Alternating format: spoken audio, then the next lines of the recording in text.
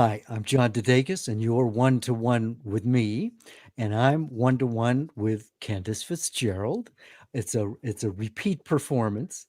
There's her name as well. Candace is the voice actor who does the voice of Lark Chadwick, who is my protagonist in my novel Fake, the most recent one, my fifth novel in the Lark Chadwick mystery suspense series. There I am. That proves that I'm the writer. And and I've been looking forward to this for a number of reasons. One, you're just an incredibly engaging person, and I just not that long ago listened to the whole book. I mean, Oh, I had wow. to. I had to because I had to approve it. Yes. And it's a fun read, and it had been a long time since I've actually, you know, gone through the whole novel, because I mean it Mhm. was originally published in paperback at the end of 2019. Oh, wow. So, life goes on, and so it had been a long time since I read the book. Yeah. It's a pretty good book, I Yeah. think, but that's just me. Yes. Well, that leads me to my first question for you. Why did you choose to have Fake turned into an audiobook before some of the others in the Lark Chadwick mystery series? Oh, that you're making it sound as though I'm real strategic and thoughtful about these things. It's basically because I'm a slow learner. Okay. Yeah, I mean, I I finally came across the idea of doing audiobooks when my fourth novel, Bullet in the Chamber, came out. So Okay. that's the first audiobook in the series, even though Fast Track, that was originally published in 2005, is the first novel. So Fake came out and is like, Mhm. okay, we have this momentum. Let's do another audiobook. Yeah. And so that's the answer. Nothing Okay. spectacular there. There's no hidden deep meaning. Okay. Well, I mean, that answers my question. Well, So there my doesn't have to question, be but a but deep my meaning. my question for you is what interested you? What got you interested in doing this? Because you were one of about 2 dozen people who auditioned for the role. Right. So you posted this novel on a marketplace called ACX, which is Amazon and Audible's independent author marketplace for narrators and authors to meet and authors to audition, different narrators to voice their books. I joined ACX in almost exactly a year ago now, I think. Do you remember when you posted Fake Ooh, for an audition? I'm boy, trying it to would have been think. I'm thinking at the beginning of the summer. It's Well, been a while, I think because you I and I think you did our posted interview in it. July, didn't we? We did, but it was a while before I started narration. I think I booked the audition. I won the audition in May, I believe, Okay. and it was May that the first 15 minutes was approved, but I think it was maybe April that I first auditioned for the book. So maybe you posted around springtime, and I first signed up for ACX maybe in January, January through March, sometime around there. And you have to be careful on ACX because for narrators at least there can be a lot of scam titles. So you have to, click on a title. And with a title that's fake. Yes. Yes, fake. Um, you have to click on a title, read the audition, make sure it looks like a legitimate audition for you to partake in because you could be wasting a lot of time. That's, voicing an audition that takes about 5 minutes of finished audio, editing all of that, submitting, waiting to hear back. So it's a long process for a narrator to audition for an audiobook. When I saw Fake, I had been searching around. Nothing was really catching my eye. And I read the audition script and I just thought, this character speaks to me, and I think that I have life experiences that could benefit voicing this character, and it speaks to me. So I recorded the audition and uploaded it for you to hear, and then that was actually the very first audition I ever posted Well, on ACX. you're batting 1,000 there. I know. So I've had some luck in the past year in other genres of voiceover. Um, yeah, I haven't really been one to really just audition on pay to play sites or marketplaces like ACX. It's a lot about connections and people that you know and making relationships. So that is really where I've gotten the majority of my work. It just so happened that I was like, I'm gonna give audiobooks a try, and yours was the first manuscript that spoke to me. So I submitted for that, and then you put me through the ringer with maybe I think it was 3 callbacks and Yeah. many different voices and accents and male female dialogue, which was a big challenge, and some people say don't do that for your first audiobook, but it was definitely a challenge I welcomed and think that it turned out pretty good. I do too, but tell me what it is about Lark that attracted you. I mean, apparently the character Mhm. herself resonated with you. What was it about her that made you want to do this? I liked how thoughtful her dialogue was, and her inner dialogue, really examined different issues that I related to and agreed with. So I What do you think it mean? What do you mean? um with a lot of the topics that are talked about in the book, such as fake news, representation, whether it's LGBTQ rights or abortion rights, I related a lot to those topics. Um, topics about women in the workforce and what we have typically had to deal with throughout history. Um, and I really liked the romance aspect as well, but it was also a clean romance, if you know what I mean. Yeah, yeah. So I It's think not a that's bodice ripper. It's not a no, bodice. it isn't. It isn't, it didn't have any of those, like, red words that, when some narrators are, searching for manuscripts, there's some no-no words that are in the audition that we steer clear from. So I just liked the overall feel of Lark, and I felt she was similar to me. Did it bother you that a man had written it? No, not at all. Not at all. No, and I actually was that was my next question for Oh, you. I have my okay. questions up on my monitor. Okay. Why have you chosen to write as a woman, and have you found it difficult? Whoa. Well, there was a woman at a book talk I gave, and she sat in the back and she raised her hand and she said, "What do you wear when you write?" Oh, Yeah, I hmm, know. Um, interesting. I know.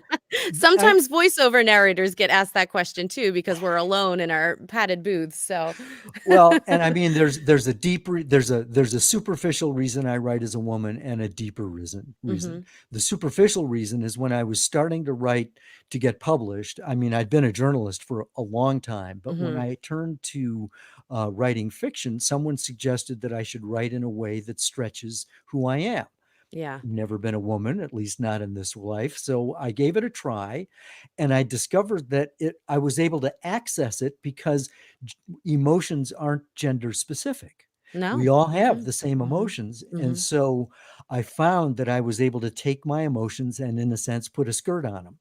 okay, And then it certainly helped to have beta readers mhm. who would read the manuscript, who were young women in their 20s, who would tell me if it worked or not, because I worked at CNN for 25 years. So that's Did you basically, use women that you worked with at CNN for these beta readers?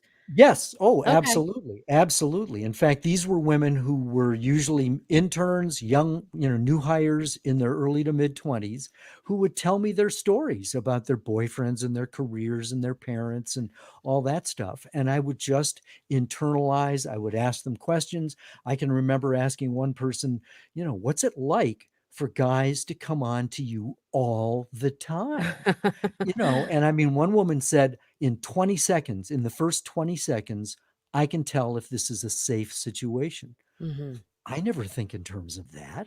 Wow. And so that was an eye opening experience. So, the Mhm. deeper reason that I write as a woman that I didn't even know until probably the third novel is that I'm writing in a way that I'm creating a person that I wish my sister had allowed herself to be, because she killed Oh, herself in 1980. She was 38 years old, wow. and she'd been married 20 years, but she fell in love at 16, got pregnant at 17, got married at 18, and her husband basically said, what would it look like, a surgeon married to a football coach? And so one by one she gave up her dreams, Mm. and then went into the garage, put the car on, put the car door down, and ended it. And so I created Lark subconsciously, Mhm. because Lark is not defined by a guy. She doesn't let a guy define who Mhm. she is, but she's not a victim either. Yeah. She falls for the bad boys, but there's a certain degree of, I don't know, inner understanding about who she is as a woman that allows her to navigate that whole treacherous thing that it is to be a woman. That's a Yeah. long answer. Sorry about that. No, and that makes sense, and, that's back to what drew me to the character. I think I too have always had that inner sense of, "Oh, this is safe," or "This is danger," or "I'm in a situation that I shouldn't be in," and that, conscious voice has, subconscious voice has always been a factor in my life. So maybe, the dialogue that was written in that initial audition that I saw was familiar to me. Yeah. And I can't remember exactly what the audition script was. Do you remember what scene it Yes, was? there was the specific one I remember was her first, her in one-on-one interview with President Gannon at his house. Right. Yeah. And Mhm. that was At at Camp David. Camp David, Yeah, right? Camp Uh-huh. David. Mhm. Yes, and he is emotional because his wife, the first lady, dies Mhm. in the very first Mhm. scene of Fake. Yeah. And so she's Lark is a White House correspondent for the Associated Press, Mhm. and she's doing an interview with Gannon at Camp David about the grief process, Yes. Mhm. and Mhm. it's an emotional moment. Mhm. I Okay. think another scene, because there was 3 or 4 maybe short Mhm. scenes. I think Right. another was Lark's interview, at INN, Right. I That was believe. the Independent News Network. Yep. Mhm. She breaks the story of the first lady's death Mhm. and is Mhm. invited on to do an interview on, behind the scenes. Yeah, yeah, so that was another, and then there might have been a Lionel and Muriel, I believe? Yes, there was a group Or scene maybe because I it was the wanted to dinner see. scene. I think it was Yeah, the dinner scene. because Yeah. there were about 5 people in the Yeah. scene, and you Yeah. needed to be able to differentiate Yeah. among male and Mhm. female voices Mhm. in addition to Lark. Yeah. So Yeah, I so did put you through you I did, you apologize. did. But then when I finally read the book, I was still surprised by the Pakistani doctor accent that I had to then research and, really make authentic, but not over the top.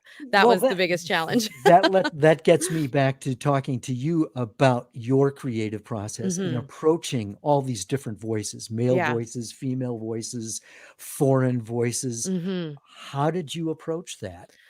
So, for that voice in particular, when I first got to that scene, she's only in the book for maybe 2 pages. It's a short chapter. I won't give away for anybody You who hasn't better listened not. or read the book why she is in the book, but I got to that and I was like, "Uh-oh." Oh no. um so I just kind of let it go. I really, focused from day one on Lark's voice and making that me and my own and my coming, from my truth and putting that into Lark and really just making her a truthful, believable character. And Lionel, I really, really worked on from day one. Then when I started recording, well, before I started recording, I make character notes for every character so I can reference them, and I do some voice memos just so, if I've come up with a voice that I think would go with that character, I can always reference that and go back to it because, some characters appear and then they don't, appear again until much later in the novel. Um, and then I started to record and I go chapter by chapter. I usually record at night, so I'll prep anything that I need to do the day before or the day of. I'll listen to the voices and I'll listen to certain accents that I might have trouble with. So if I know I'm going to do chapters 1 through 5 that evening, I'll really prep that during the day just so when I'm in the booth, I can be a little more organic and not think, "Oh, I gotta look up that word. Oh, I gotta look up this accent."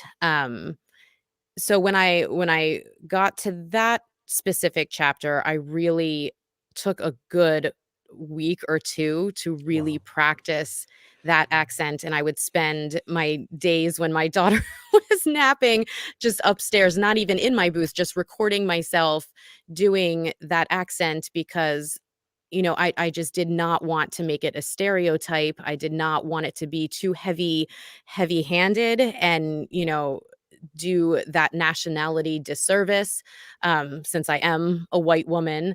But as a narrator, you're going to have all different characters in your book, and there's only one narrator. So it really is a genre where it tends to be okay to voice, a minor character that is not your nationality.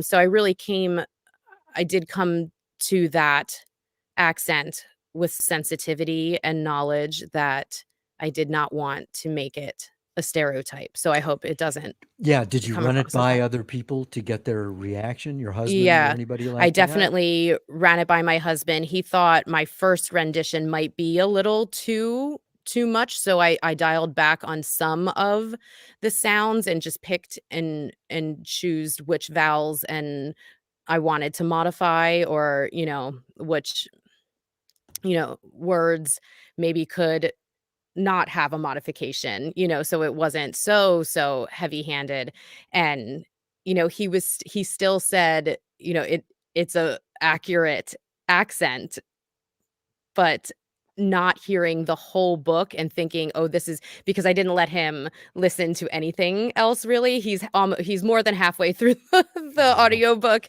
now, and he did say, he was like, "I can tell exactly who's talking, when they're talking," and he listens to it at double speed, which I yell at him for, but I know a Right. lot of people listen to audiobooks at double speed, so I'm glad that I didn't narrate any faster than I did, but yeah, he is pleasantly not surprised. He's not pleasantly surprised. He Oh, knows I'm a he knows you're professional, good. Yeah. but he's not really an avid audiobook listener. He's a movie guy. He edits, a lot. He listens to podcasts a lot, but he doesn't really listen to audiobooks. So I think he's impressed that his wife did all these Well, different I'm voices. impressed with his wife as well. In fact, I'm gonna put you on the spot here. Oh no. Um, you've read the book, you've narrated the book, you are a professional actress. Mhm. Would you consider the possibility of acting the role of Lark if it became a TV series or a movie? Oh, yeah. Yeah, that'd be amazing. Not that Yeah. I'm able to really make that happen, but Yeah, hopefully it's in within the next 10 years or so I don't age too much. Hey, when you've done TV, right? Yeah, I have. I mean, it's been a while because I kind of left that lifestyle and pounding the pavement with auditions. I let that go about 9 years ago, and I've been teaching in the public school system here in New Jersey ever since, but I got my SAG after card on the TV show Pan Am. I was on board some episodes of Boardwalk Empire. Um, I still do a lot of filming with my husband. He edits and does shorts and is working towards some features. So I'm not absent from the screen, but it's busy being a mom of 2 You and think? teaching full time, and really, I love voiceover so much. I love doing audiobooks, commercials, and a lot of different genres of voiceover, so I'm really all my spare time is going to taking classes and trying to direct market, auditioning, and just really upping my game so that hopefully someday this will be my forever, full-time gig Well, eventually. It takes I'm a while. It's a long game. I never would have known that this was your first, audiobook gig. Thank you. So, do you have questions for me, ma'am? I do. I actually wanna talk a little bit about, artificial intelligence and, how you think AI voices and just artificial intelligence in general could affect journalism, um, Oh, jeez. books, and audiobooks, and would you ever use an artificial voice to voice any of your books? This is Oh, a hot topic for narrators right now, so I'm I anxious to cannot. ask an author. Oh man, I can't. Oh, I knew you were going to ask Sorry me. to surprise you with that This one. is all unrehearsed. AI, no, I can't see doing it for an audiobook. I mean, any AI voice that I'm aware of sounds automatomic. You know what Mhm, I mean? It just sounds mhm, like a computer. mhm. And it's the humanity that a narrator brings to it that I think makes it engaging and human. Yeah. Yeah. It's got to be human. And as far as journalism is concerned, I know that sports, sports writing is not necessarily all that, labor intensive. I mean, it's, Mhm. who played, who won, who the starting pitcher was. I mean, but so some of that can be just done by a machine. But Hmm. even when it comes to journalism, I think that there's no real substitute for the intelligent Yeah. um, person not only doing the writing but doing the reporting. A machine Mhm. can't report. Yeah. I just it's probably the coming thing because Well, it's it's scary. cheaper. It's very scary for narrators, especially like I do a lot of e-learning and corporate, training videos, and we're worried that that will be the first one of the, explainer videos will be one of the first genres hit because they're shorter. And some audio authors use AI voices. Jeff Bezos just apparently gave an award at a tech award ceremony for the best AI voice, and is Did you hear hoping. the voice? Did you hear the I voice? didn't. I just kind of don't even want to. I Yeah. have heard some good ones though, but I don't. They're not there yet. But Well, I mean, technology moves on my so map quick. app. I mean, on my map app on the car, Mhm, I mean, mhm, there's the map app, there's Waze, there are different voices and, mhm. some are more pleasant than others, I suppose. But Yeah, yeah, no, this is not, I'm an old fuddy-duddy, I yeah, guess. And I'm not really, I'm all for AI, yeah, but I'm all for humanity as yeah. well. Mhm, mhm. Yeah, I think there's a time and a place for it probably, but, yeah, not in something so you need to be articulate and feel emotion and know, the nuances of a character, I think, for audiobooks, that's just not Yeah, hopefully, I that don't won't see how be that's, the yeah. moving trend. I don't see it. I mean, you see yourself doing more audiobooks? Yes, yeah, I hope so. I've auditioned for a few more, haven't, I had talked to an author, and it didn't quite work out. And I've auditioned for a few more on ACX, but nothing's really, it's a hard booking ratio. What do you But mean? they people say for every 100 auditions, maybe you'll book one. Oh dear. Yeah. So Oh. I'm not discouraged by any means, but since I am back to work full-time teaching, it's easier for me to knock out a commercial audition than it is for me to, read 10 pages of a novel, come up with voices for a character, think about, the character arc for these 5 pages, then record it, then edit that and master it and submit that audition. So I'm really choosy if I choose to do an audiobook audition now, but come summertime, next summer, maybe I'll, Mhm. go full force with that There was one too. thing there was one thing that you wrote to me, which I think was boilerplate at the very Mhm. beginning when we sealed the deal, Mhm. and I thought it was really astute because you basically gave me a heads up that, the voice that you hear in your head, Mr. Author, may not be the interpretation that I give it. So Yeah. live with that. I Yeah. mean, you weren't that blunt about it, but I Yeah. got the message, and I thought that that was really wise.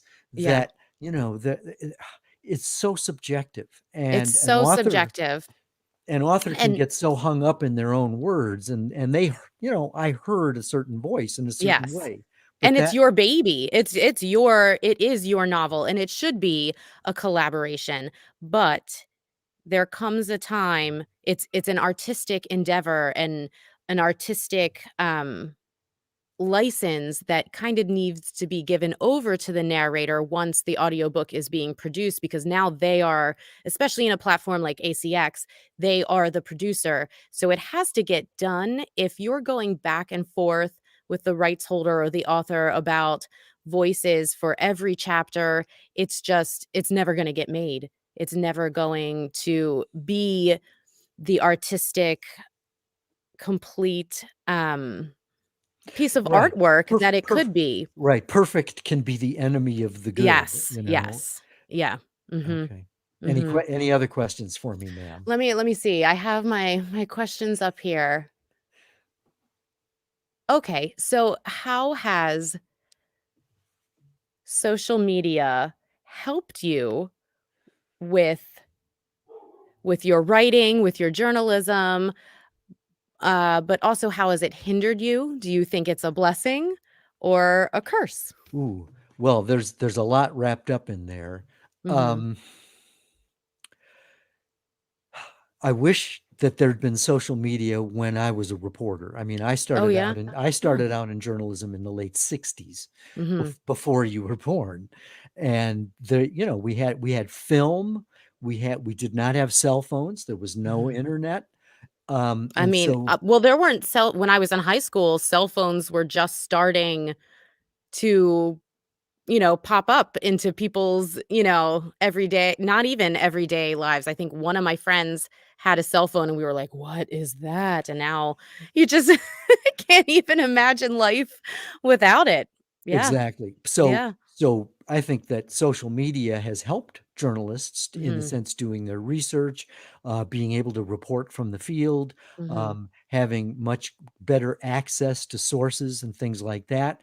But I think the downside of social media is that, now Russia has a whole wing of their military concocting fake news and Mhm. planting it in the United States, Mhm. and a lot of people are swallowing it hook, line, and sinker. Mhm. And so because of social media, because there's no, I mean, anybody who posts anything on Facebook or LinkedIn or Instagram, you're a publisher, Yeah. and Yeah. and and there's no editor sitting on your shoulder going, "Where'd you get that? How do you know Mhm. it's true?"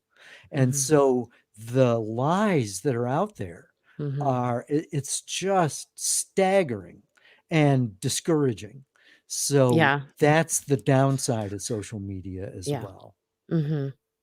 Yeah, for sure.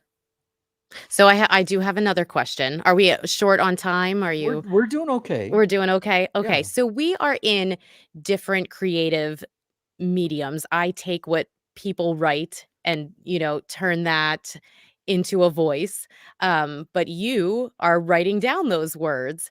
What would you say to any creative, whether it's an author or someone, who is an actor? What would you say to them if they're having trouble, putting themselves out there on social media or having writer's block or just not Mm. really connecting with their audience? Well, what you've really, I think, put your finger on is fear. Yeah. And I think that anyone who is in a performance medium has to face that. But anybody who's Mhm, alive has to face mhm, fear. And when it comes to writer's block, it's the fear of, I don't know, rejection, not being perfect, mhm, being judged. And that can be a real crippler. And the way around that, I think, is to recognize what it is that you're afraid of. If it's rejection, then ask yourself, well, why does that matter? mhm. So what? Because rejection is going to happen. Yeah. And so if you can accept the reality that, things aren't necessarily going to go your own way, can you live with that anyway? And so Mhm, the mhm. irony about facing fear is that in order, and you probably know this from doing auditions and, opening night, fear, as well as I do, the fear doesn't go away until you actually get out there on stage. Yeah, yeah. And that's the counterintuitive thing about it, that it's not the absence of fear, it's the facing of the fear. And that's the Mhm, definition of courage, mhm. fear in action. And when you do something that frightens you, you find out that it wasn't nearly as bad as you thought it was going to be. And that gives you the confidence then to do it again. Yeah. I mean, fear is, the killer of creativity for sure. It is, What do you you mean? really What do you mean? I think if you have fear of for me, it's a fear of being judged for sure. That is where my fear comes from. Um, but if you're acting a scene, if you're voicing a character, if you have fear, if you're judging yourself because of your fear, you're going to be crippled and Yeah. not be able to find your voice or find your truth in that character. Everything will stay locked inside and you won't be able to bring that character forth if you're just, So locked how do with you fear. deal with fear? How do you overcome it? Um, I think breathe. I think if I'm speaking strictly in acting, I do a lot of not necessarily meditation, but I will just focus my breath and calm myself and my body and my mind, and then I can kind of go from there once I'm in a neutral position with my thoughts, I can go from there. Um, in Why is life, that? Why does that make it possible to go forward being in that space? I think because you have erased, if as much as you can, you have erased those inner thoughts and just kind of said, I'll talk to you later. That thought that's coming into your head. I will feel this later, but we're gonna, take that thought out of your head now. Focus on your breath. Focus on the character's circumstance and go from there. That has typically been what has helped me in scene work, in character work, and what has brought forth the best work in me. In life, that's kind of a different story. Social media is definitely a beast that I haven't quite conquered yet. I always, if I'm going to post about our book, or something I'm doing in voiceover, even family life, I'll take a picture and then more often than not delete it and delete the post because of fear of being judged. So social media and marketing and Well, but putting myself. I think what you're saying though is that there are some times when you need to listen to your fears. Yeah. Mhm. Yeah.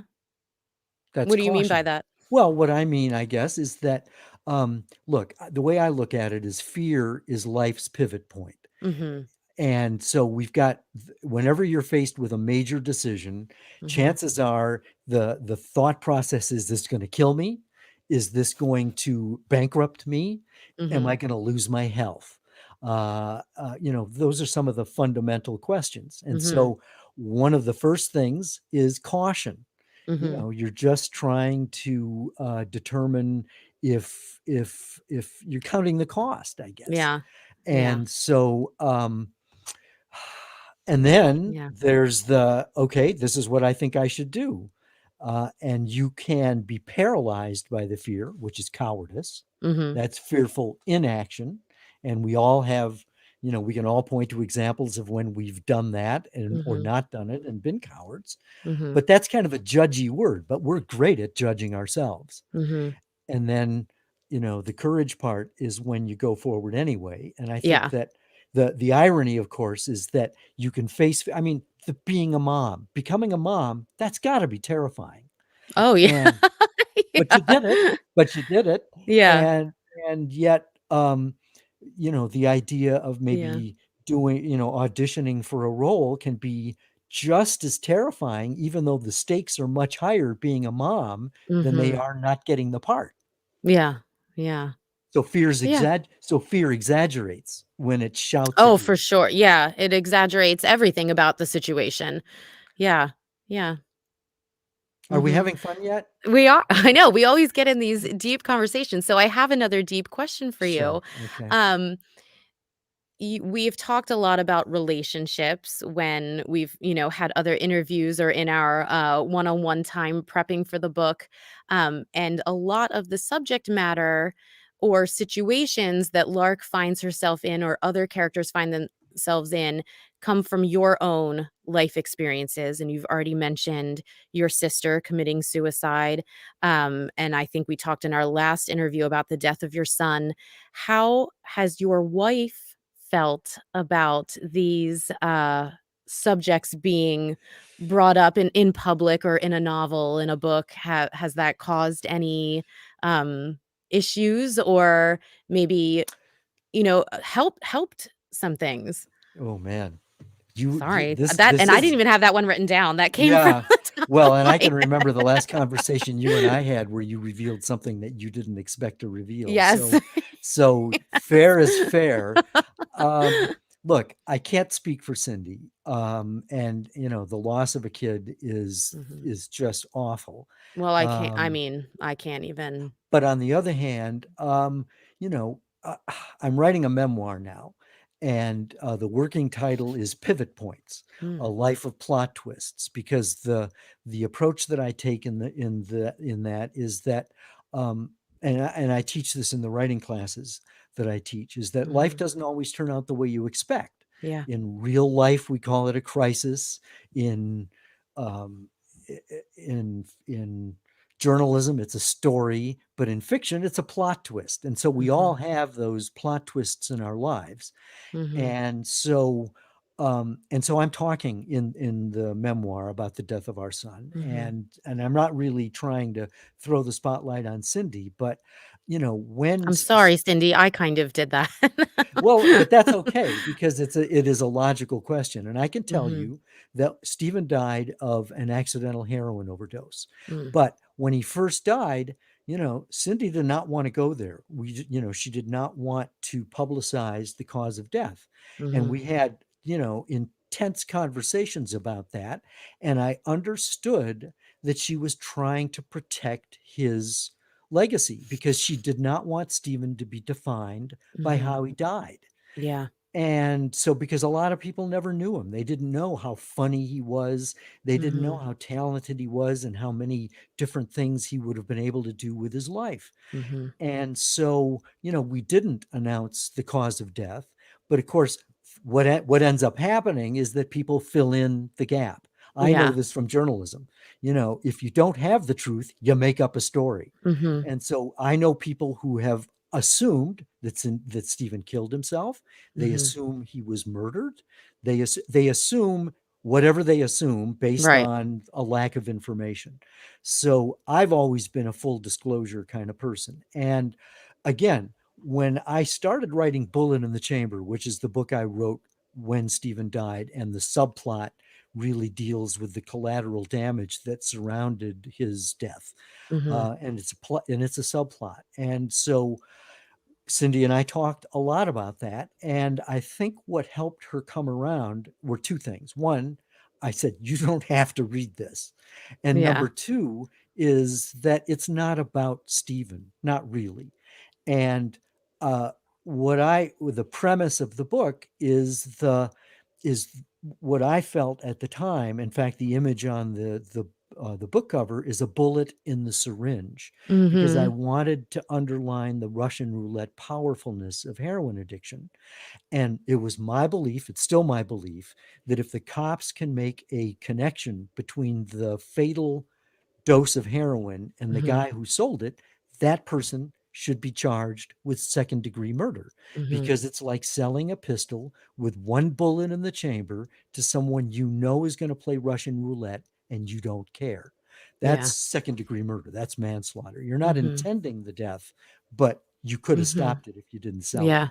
But I Mhm. also found in researching it that that's not as much of a slam dunk as I would have liked to have made it. But the point is that I think she mellowed a little bit when she realized that, I'm not trying to embarrass Stephen so much as I am trying to throw the light on the need for justice, when it comes to Mm. heroin addiction, Mhm. and that scourge, that's part of society. So, Yeah. um, your question is a good one.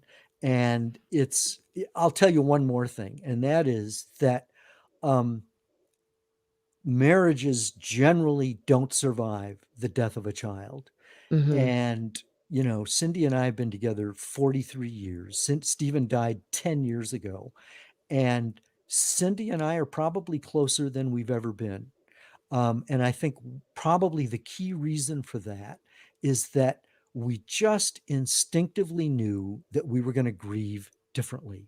And I Yeah. think what Yeah. happens is a lot of times people kind of compare their grief to their spouse. You're not doing it right, snap out of it, whatever. Mhm.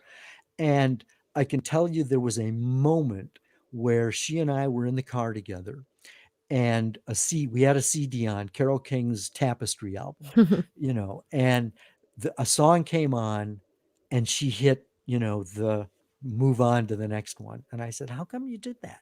She said, every time I hear it, I cry. It was the same song, Candace, that whenever I heard it, I would hit repeat so that I'd hear it over Wow. and over again. And Yeah. so that because I would cry. Yeah. Same song, same emotional reaction, different Mhm. way of dealing with it, and both ways are fine. And Yeah. because we gave each other the freedom to grieve, we each had our own support systems. Mhm. I can't make her feel better. I just can't. As Mhm. as as much as I tried, I can't. Ugh, And I can't so even imagine. she has her own support system for dealing with Mhm. that, and as do I. We both went through grief counseling with separate counselors. And so I don't know, a long answer to a Mhm. very important question, Yeah. and I Yeah. appreciate the opportunity to wrestle with that. Yeah. You're good. Sorry to put you Oh, on the no. spot. No, I mean, well, that's what, look, I put plenty of people on the spot as a reporter, and it's Mhm. it's only fair to do it the same way. So thank you. So I have one more question that Yes, isn't ma'am. so, emotional. Um, I kind of put this on Instagram, like, if o other narrators had questions for a rights holder or an author, you don't always get to, talk this in depth with somebody that you're narrating for. What would you ask them? And somebody posed the question, um, when you are creating and coming up with your stories, do you come up with a scene first, a character first, a topic first? How does your creativity manifest itself Ooh. first? Um, well, that again is that's a can of worms and a half. Look, I'm a planner, so I like to kind of know where I'm going with the story. Mm, Usually there's some sort of universal theme. Often my novels are inspired by what is a subplot. So in the mhm, case of Fake, the question that ignited the book was, and it really goes back to when George W. Bush was president, and he made an offhand comment about having quality time with the first lady. Wink, wink, wink, wink, nod, nod. And I began to think, what would it be like for a president whose wife died, mm, and they really got along well, and then he's president, and the love of his life is gone? How would he mhm, deal with that? And so, that was a subplot, and it mhm, was just an idea that I started to play with, because more and more, Lark has her own life. She has her loves. She has her, her way of living. And so I wanted to embody that in Lark. And mhm. so I had to come up with a bigger, Russia had to do something Yeah, provocative, but yeah. that was a side issue. So I have, when I write, I have an idea of where the pivot points are, how it's going to end, and but I never really figure it out. I never plot it as specifically as I would have liked. So I Mhm. find myself about halfway through the book going, what happens next? I know what happens then, what happens now? Yeah, And yeah. so after I go through all of the rearranging my sock drawer and, all of the procrastination, I finally just write. And often when I write, I do dialogue first. I need to have Oh, characters talking to each other. And if I can get them interesting. talking, then the conversation helps move the story forward, helps move the scene Yeah, forward. And interesting. and then Hmm, it's only later in the rewrite that I'll sprinkle the fairy dust in there of descriptions, actions, mhm, that kind of stuff. So for mhm, me, it's having an idea of what the story is, um, doing the dialogue, letting mhm. that move it along organically, and then using the rewrite to firm it up. Yeah, yeah, interesting. I lied though, I do have another question, and this is Okay. my final. Oh, so you Um, say. I know. We talked about my process and how, I came across your posting and how I auditioned and how I kinda go about that.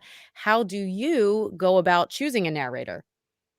Oh man. Well, I can't not I have to ask this question as a narrator. and I mean there were a lot of good narrators who auditioned, and more than anything, what's important to me is the character, or the actor has to get Lark.